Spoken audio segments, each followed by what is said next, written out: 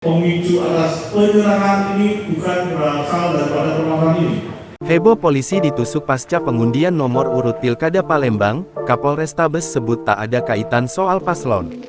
Tersangka penusukan terhadap polisi pasca penetapan nomor urut Pilkada Palembang dihadarkan dalam rilis yang digelar di Polrestabes Palembang, Selasa, tanggal 24 September tahun 2024. Terkait kericuhan yang terjadi, Kapolrestabes Palembang Kombes Pol Haryo Sugihartono mengatakan peristiwa tak terduga itu tidak ada hubungannya dengan kontestasi politik. Dari hasil pemeriksaan polisi diketahui kejadian tersebut dilatar belakangi oleh permasalahan pribadi antara dua kelompok ormas yang berseteru. Jadi insiden yang terjadi kemarin merupakan urusan pribadi. Tidak ada hubungannya dengan dukungan terhadap paslon, ungkap Haryo didampingi Kasat Reskrim AKBP Yunar Hotma Parulian Sirat, Selasa tanggal 24 September tahun 2024 sore, saat menggelar perkara pelaku. Lanjut Haryo, kejadian tersebut disebabkan oleh motif ekonomi di mana antara korban dari ormas berinisial JM 55 dan pelaku R 45 memiliki pekerjaan bersama, namun punya masalah yang belum kelar. Tiba-tiba saudara si melihat seseorang yang bernama korban yaitu Jamal ini mengingatkan memori atas permasalahan pribadi yang belum terselesaikan. Lagi permasalahan pribadi yang belum terselesaikan, masalah pekerjaan yang berhubungan dengan. Hal itu meruncing saat keduanya bertemu dalam proses pengundian yang terjadi di kantor KPU.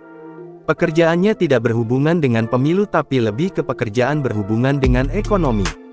Yang bersangkutan korban dan pelaku berada dalam satu kelompok ormas yang sama yang kebetulan secara internal juga ada perpecahan tetapi, kejadian itu juga tak dilatar belakangi masalah internal organisasi, jelasnya.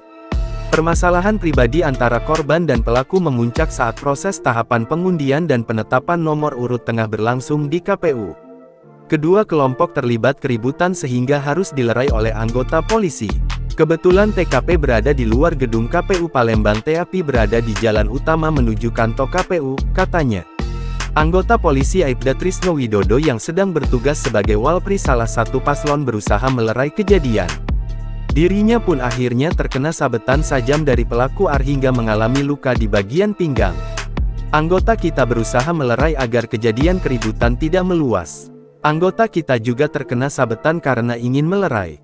Sedangkan korban JM mendapat perawatan di RS namun sudah bisa menjalani rawat jalan, katanya.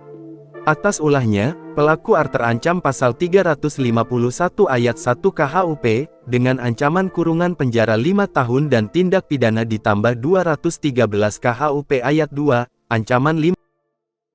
Download Tribun X sekarang, menghadirkan lokal menjadi Indonesia.